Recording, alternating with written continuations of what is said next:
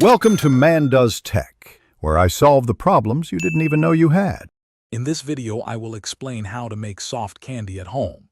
First, gather your essential ingredients such as sugar, corn syrup, and your preferred flavorings. Next, prepare your workspace by lining a baking sheet with parchment paper and having a reliable candy thermometer ready. It is crucial to understand the importance of precise temperature control for achieving the perfect soft texture. This preparation ensures a smooth candy-making process. To begin cooking, combine 2 cups of sugar, 1/2 cup of corn syrup, and 1/4 cup of water in a heavy-bottomed saucepan. Heat this mixture slowly over medium heat, stirring gently until all the sugar crystals have completely dissolved. Continue cooking without stirring until your candy thermometer registers the soft ball stage, which is typically between 235 and 245 degrees Fahrenheit. This precise temperature is key.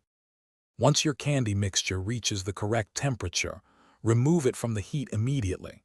Carefully stir in your chosen flavor extracts, such as 1 teaspoon of vanilla or peppermint, to infuse your candy with delicious taste.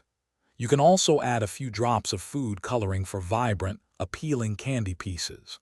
Finally, pour the hot mixture onto your prepared parchment-lined surface, spreading it evenly for cooling and eventual cutting.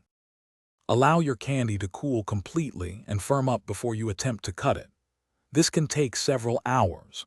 Once firm, use a sharp, oiled knife or kitchen scissors to cut the candy into your desired shapes and sizes. For easy storage and to keep your treats fresh, check out the link in the description for some fantastic leak-proof containers, as well as other great deals. Store your delicious homemade soft candy in an airtight container at room temperature for optimal freshness and enjoyment. Thanks for watching. If you found this helpful, don't forget to like and subscribe.